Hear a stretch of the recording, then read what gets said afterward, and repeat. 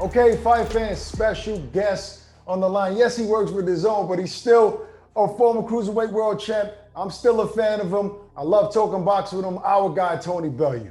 What's up, Tony? What's going on, guys? How have you been? Great, Good, man. good, Thanks. man. Listen, so much to talk about, Tony. Thanks for joining us.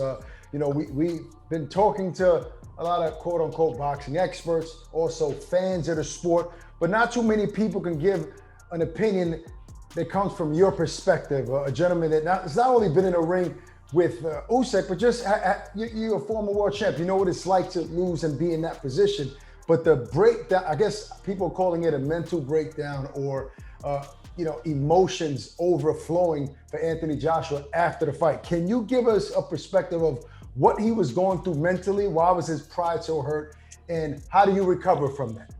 Okay, first and foremost, let's look at why he's gone back to the ring. His pride dented. That's the first thing, first and foremost.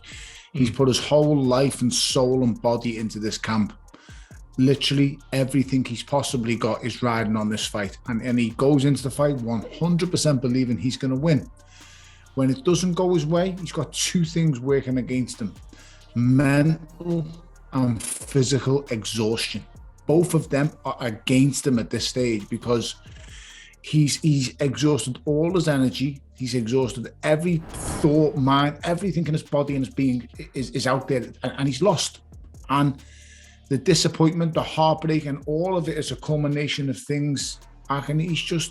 He's heartbroken, man. It's as simple as that.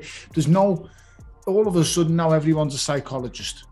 Everyone's, always going through this. He's feeling that. No, the man is just disappointed. He's heartbroken. And you know what? He's made a mistake.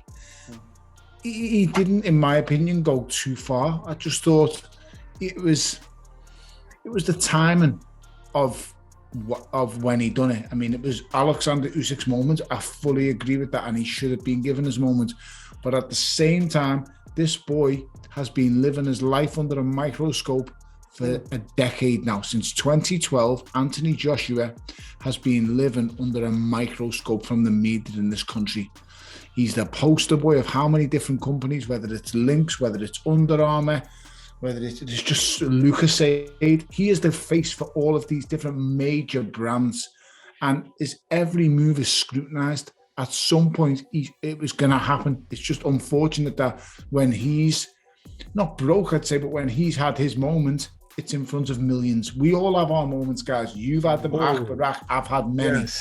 Yes. Unfortunately for AJ, his was in front of millions. It only shows he's human, in my opinion, and I'm gutted it's happened at that stage, but ultimately it has happened, and many more and many worse things have happened in boxing. I agree. Very well said, and nice perspective, and thank you for that, because we all go through those times, exactly, but his just happens to be magnified because he's a star. I think that in the first fight, you're upset, you're lost, but in the back of your mind, you know that there's a rematch. And there's a possibility of getting those 3 belts that you worked so hard and actually won them individually to get. After this fight, I think it was the hardest loss he ever had. Harder than the other 2. Because in this particular loss, it's like, I really lost these belts and I might not ever get them back. And that's harder to swallow, I think, from by the young champ. I agree, but to a certain extent of yes, it's a lot more. This loss is a lot more final. The first one, it's a shock to the system. You didn't expect what he was going to do. This time, yes, he knows exactly what he went into. He knows what he knows, how the fight was going to pan out in his mind. But ultimately, once again, and I'll point to it, mentally, he believes he was going to win. Yeah. And he's certain when he's walking to that ring, he thinks, I'm getting my belts back. This is just Andy Ruiz all over again. The pressure, and it just gets to him. But like I've said before, he's human. Yeah. I'm happy that it's actually happened to him because it shows that this guy isn't superhuman. We can all have our moments, and he is exactly the same as us. And the saddest part about it is he wants to be better, and he wants to be and portray himself as great and as brilliant as he does. And I know because I've spoken to him since the fight, and he's so disappointed that he's come across like that, because I know him and I've known him a long time, since when he was an amateur. And that wasn't AJ. That's just frustration. That's just heartbreak of a man pouring his heart out. And I'm hearing, oh, it's mental health, this, mental health, that. He ain't painting that picture. The guy's just got pissed off and vented his anger. And I'm glad you brought, not allowed. I'm glad you brought up the fact that it hasn't been the worst thing either. I mean, we've seen breakdowns in and outside the ring surrounding boxing for years. And it's true to some degree, yes, the time was off, but those same folks that are criticizing him for this are the ones that were saying, oh, this guy's like a robot. He's media trained. He doesn't show no real emotion. He's not a real person. It doesn't get any realer than that, right? But Tony, I have this question for you. Watching that fight, dissecting it, I definitely thought that AJ was a better AJ, more assertive, more confident. He did a lot of good things in that fight. Now, does he go back and watch that fight and say, man, does that maybe build this confidence up? Like, look, I almost beat this guy. Had I not gassed out after the ninth and blowing my load in the ninth, I had nothing left for 10, 11, and 12. I would have won that fight. Watching this fight, would have helped him in confidence-wise? Well, he does a better job second time round than he does first, so he shows drastic improvements. Yeah. Whether that's down to a trainer or whether that's just down to he's been in there with him now and he knows what to expect and what to anticipate from Oleksandr Usyk, I don't know. But he showed massive improvements. As I said, for my opinion, he had a fantastic coach in Robert McCracken first time round, and he's got a fantastic coach in Robert Garcia. It always falls at the fighter's feet, and he knows that, and he gets it. I think going forward, he needs a break. I know him, and I know he wants to get back in the gym straight away. Literally today, he wants to go back to the gym and he wants to start working. He's got to decompress. He's got to come away from this crazy media world that surrounds him and just take a moment to reflect. This boy has come so far in record speed. Guys, this boy won an Olympic gold medal in record time, and I think it was like 35 amateur bouts. He's Olympic champion. Amateur world silver medalist, the number 2 amateur in the world going into the Olympic Games, only lost to Roberto Camarel. He goes into the pro game with so much pressure, so much things going on, because when he wins Olympic gold in his home country, it blows up 10 times bigger than someone winning Olympic gold somewhere else. So I remember when my friend James DeGale won Olympic gold in Beijing in 2008. And it was massive. He comes home to a hero's welcome. It was great. But when you see AJ win an Olympic gold in London 2012, trust me, the size and the enormity of it is huge. He's a king already. And he's had to live under that microscope for so long, and the pressure, it's just big fight after big fight after big fight. I just want to see him come back, pick a perfect opponent for you. Go and pick the right fight for you, not the fight that fans demand, not the fight that everyone wants to see. Yes, it'll be exciting. Do you know why it'll be exciting? Because Anthony Joshua's in the ring, and Anthony Joshua is exciting. So it doesn't matter who is in the other corner, it's going to be exciting. And you know what? Millions are going to tune in and want to see it. But for once, put yourself first, because all this boy's done since the day he turned professional is please everyone. Right. I think that's wise. I think so it's safe about it. It's safe to say you sorry, Barack, but I have to get this out. It's safe to say that you don't want to see Joshua against Wilder, which is what everybody's talking about. You don't want to see that next, Tony. Of course I want to see it. No, I'm going to say, but not next. No, that's not in his best interest without a shadow of a doubt. Gotcha. Why are you going to go from one killer bout to another killer bout? Who does that? Tyson Fury he does that. he does that, and think about it. Before he fought Charles Martin, he was still saying he has some time before he gets to that pinnacle. He gets to that place. So everything was moving a little, in his mind, I believe everything was moving a little too fast. It's just that he was forced to man up. He became a champion by beating Charles Martin, who wasn't a super threat at the time. And then he got that bullseye on his back, and he was just forced to man up and say, you're ready. So is it bad to say right now, maybe Anthony Joshua should take that time that he wanted even way back then and get those other fights out, come back a little bit more confident, and then return back to the top? Yes and no. As a fighter, as a specimen, as an athlete, he's unbelievable, and he's getting better all the time. As you can see in different fights throughout his career, he's constantly improving. He's not reached his peak yet. There's still a long way to go. And as I've said before, because things have happened so quickly for him, everything gets excelled. The opponents have to get better. I mean, this guy went on a run. It's Olympic gold medalist. It's former European world champions. It's champion after champion or former champion. And then there's just so many names. And then it's Pulev. Then it's Povetkin. Then it's Usyk. And it's Andy Ruiz. Sorry. Then it's an Andy Ruiz rematch where his career's on the line again. It's huge pressure after huge pressure. But the funny thing is, no one else is doing this. It's only him. Because let's be brutally honest here. Deontay Wilder, and I'm not going to bring him down anyway because he's a dangerous fighter. He's probably the most dangerous heavyweight in the world. But let's be brutally honest here. What is the best W on Deontay Wilder's record? Luis Ortiz. The man's 105. Right. So I'm sorry, but No, I understand he's 105, but he's like Povetkin. Povetkin was dangerous when he fought Anthony Joshua. Anthony Joshua didn't get the credit he probably deserved, but he showed how dangerous he really was when he knocked out Dillian White. So he did. I think Luis Ortiz is like that. He's Ortiz, old, but he's very dangerous. But you also have to look at what Joseph Parker's now doing at the moment. Joseph Parker is in really good, rich form, and he's doing well. Well, Anthony Joshua was the first guy to beat Joseph Parker, undefeated world champion. And then, as I say, after he beats him, he goes, and I'm not going to dress it up in any way. He loses a fight to Andy Ruiz, which he never should have lost. But it's just big fight after big fight. He doesn't ever get a break, guys. Even the brilliant Tyson Fury fights the likes of Tom Schwartz. Imagine if Anthony Joshua's next fight was against Tom Schwartz. Everyone would go crazy. Or Safari. Everyone would go absolutely crazy. You'd all go nuts. We would. So why is it different for AJ and different for Fury? If he's the best heavyweight in the world, why is he fighting the likes of Tom Schwartz?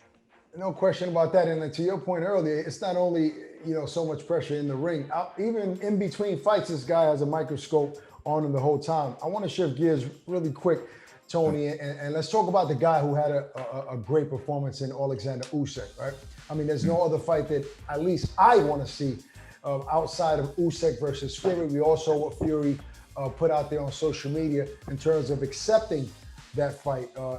At his size, Usyk, you share the ring with him. You've been expressive about how great he is, and nobody knows like you. Can he beat a guy of the size and skill level of Tyson Fury? Yes, he can. Whoa. Yes, he can. Do I think he will?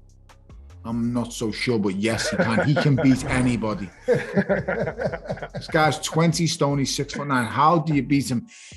Even if you get close to him and you're outboxing him, he's just so big, and he's the guy's got the feet of a light heavyweight, the footwork. So don't get me wrong, Oleksandr Usyk is better in every single department. His feet are better, he's quicker, he's sharper, his punch output is far greater. His array of punches is far better. What about his defense? I think Tyson Fury has really, really good defense. He does, but he's just so big. How can you miss him? I'm sorry, he's huge, and I know because I've been around him. I've sparred him as amateurs. He's a brilliant, amazing fighter, and his greatest asset is he relaxes. This is why he never tires. This is why he gets up after knockdowns, heavy knockdowns too, is because he relaxes when he fights. He's at peace when he's fighting, and that is the big difference.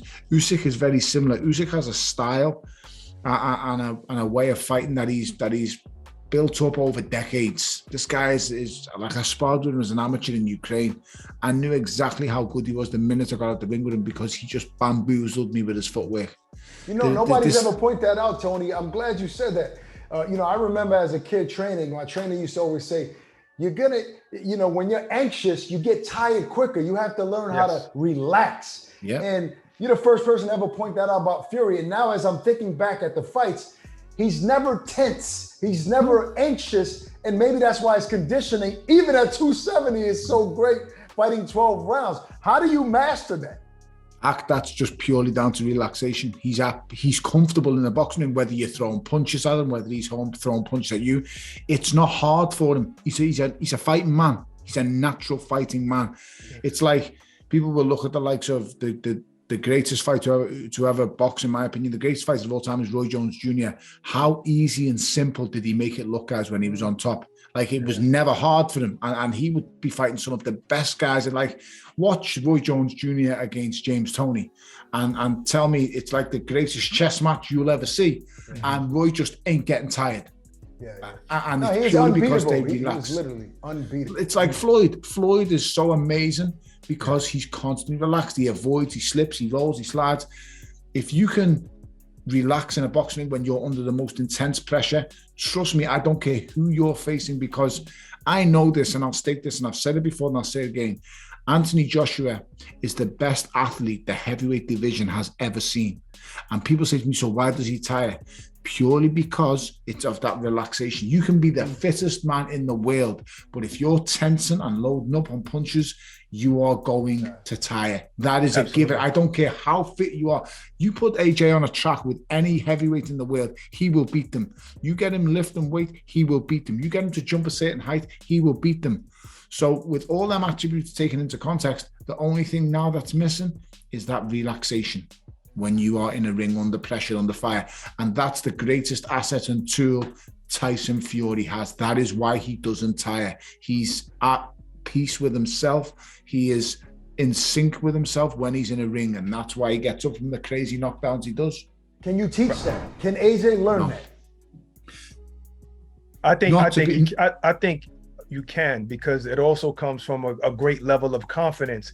It's just maybe that's not AJ. AJ is not as super confident as Tyson Fury, perhaps. But I think when a man is confident and a man is not scared to lose and he doesn't care, it's kind of hard to make that man uneasy. And that's Tyson Fury in everything he does. He just doesn't care. He goes in there 100%, thinks that he's going to win. And if he's facing adversity, it does not scare him one bit. He calls himself a barbarian. He proves it every time. I think what you'll find now going forward with AJ is the weight of the world is off his shoulders. You will see a different man when he gets in that ring next time, because you know what? What's the worst that can happen? I lose again? Okay. Exactly. A big weight is lifted off his shoulders. And while I do agree with B to a certain extent of, yes, it can be, it's never going to be he's so relaxed that his shoulder rolls, slips, slides, rolls, come back.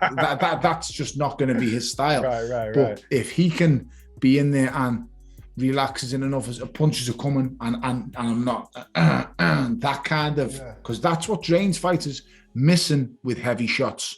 And AJ throws shots to hurt people. Fury will set stuff up with slaps, taps, clips, everything else, and then every now and again there'll be one boom right on the side of the ear with a big hook. If AJ can add them kind of things to his game, which I know he can, it's just going to take time and patience and belief. Then I tell you, he's the ultimate package. He isn't. This boy is not finished. He has a long way left. Tony, you know, the thing with AJ is that he didn't get the luxury of starting when he was a little kid. He didn't get that luxury. So now, a lot of times when Fury makes a move and he slips a punch, he didn't think about that. It just happens. It happens, second nature. Anthony's at that point where he's still thinking. And you can see him thinking in there, even though against lesser opposition, it looked very masterful. It looked very, very technical. But against guys like this, against guys like Usyk, who also has a very, very long amateur pedigree, it gets, you know, it's just a little bit tougher for him because you're thinking and the other guy's doing it naturally. He's so hard to figure out. After 9 rounds on Saturday night, I had Usyk 5-4 up after 9 rounds. Okay. And AJ in that 9th round has the best round that anyone's ever had against Usyk. The guy's visibly hurt. The body shots have been felt. And then he does what Usyk does. He comes out straight away and puts it on you, because at that 10th round when he comes out, anyone would be thinking, right, listen, you need to take a breather now. Take the sting out of his shots, move away. No. What he does is he puts it on you. He puts you on the back foot. He puts the pressure on you. Wow. And before you know it, you're now exhausted, as if like you lost that 9th round. That 9th round was huge for you. The only difference on Saturday night was when AJ comes out for round 10, he just needs to punch with him. When he starts letting go, his hands go, because he was letting go 4 and 5 punch combinations in round 10. You've just got to go with him and hope one lands, and then that's the fight done. But that's the kind of fine margins, guys, and experience in that 10th round. That's all as it is. That little bit more experience. And he will have learned, it'll kill him right now, but he'll have learned so much on Saturday night against Oleksandr Usyk. I genuinely believe that boy he is pound for pound number one. There's no question. He's on another level. Even over Terence Crawford. I'm sorry, guys. I have to do. But Tony, but Tony, he beat the same guy again. Yeah. So that's the only part I don't agree with. You know, if you beat the same guy, I don't think that brings you up higher, unless you probably beat him way better. You knocked him out or something. But I do understand what you're saying. I think it was a great performance. Actually, in that 10th round, when he came out, I thought he was trying to mentally stop the momentum of Joshua and mess up his psyche. I didn't really know that he was going to really go at him for that almost that entire round. So that was incredible. It's something he's done in his career. It's something he's done in his career. When I boxed him, I think the best round I had against him was in the 4th or 5th. And the guy come out and then crunched me forward in the 6th. And he's a phenomenon. I give him so much credit. As I say, I've fought some brilliant guys. I've sparred some amazing guys. He is another level over everyone I ever shared the ring with. I've shared the ring with some brilliant Cubans. I've been sparring in different countries all around the world. He's another level. And it's the way he moves. That's saying a lot coming from you. You know, when the smoke clears and AJ's head is together and you know he's back on track, is Robert Garcia still next to him? I don't know. I can't speak for him. Well, I mean, and I don't really care to divulge his information or the things we speak about. But do you think it's best? Do I think? I have no idea. One thing I do know is he's the boss. He's the guy who takes the punches. So ultimately, he's the guy who's got to make the decisions, and that's the most important thing. People in this business and in this game create jobs for themselves at every step of the way. When you have a team the size of AJ's, everyone all of a sudden has got a job. Always remember, the ultimate job is to stop your man getting hit and punched in the face. He's the boss. He's the guy who needs to make the decision. So yes, we all need a trainer. Yes, we all need a strength and conditioner, a coach, a mama, all these things. Yes, but just pick what's best for you because you're the boss. Without you, there is none of this. So he'll be back, man. I have no doubts in my mind whatsoever. And I genuinely do believe he will learn so much from Saturday night. But right now, I know he's heartbroken. And I'm just gutted that it happened on the way it did. But ultimately, what a man to come out, because I'll tell you something, he's a better man than I am. I couldn't have came out and apologized to the world like he did. The way he done it and came out and just owned up and just held his arms up, that's so hard to do, guys, because he didn't know no one an apology besides Oleksandr Usyk. You know, I think way back to, and I've seen some crazy stuff. I remember Mike Tyson standing on a stage and saying, I left you till you love me, white boy. I remember it like it was yesterday. He didn't go down that route. I've seen so many different things in press conference. I've seen whether it's two fighters scrapping, throwing tripod cameras at each other. Just so many crazy things. Fighters fighting on rooftops. He didn't drag the game into disrepute in any way, shape, or form. And before people say, okay, drop the belts and stuff like this, it shows you even he's capable of making mistakes, because this guy's the poster boy for everything and everyone thinks he's super perfect. He's had a moment where he's going, you know what? I'm just going to say this. And he's had enough. And everyone in this moment, anyone judging on social media, and I've got to address a couple of idiots in the morning on things like TalkSport. Anyone trying to degrade this guy and drag him down even further, have a look at yourself, because show me a perfect person, I'll show you the liar. Yo, the only thing he did was take Usyk's moment. That's it. Like, so what? He was mad. So what? He threw his own belts. Like, so what? People that have no pressure and no microscope on them break down worse than that. So imagine a guy that has that all on his shoulders, man. I agree with you, Tony. I couldn't agree with you more. I think he'll be back and better than ever. He'll learn from this, and we'll see what Usyk and Fury decide to do. It's always a pleasure talking to you, champ, man. Akbarak, Tony Bellew. Cheers, champ. Thanks for having me, guys. I'll catch you soon. All right, sir.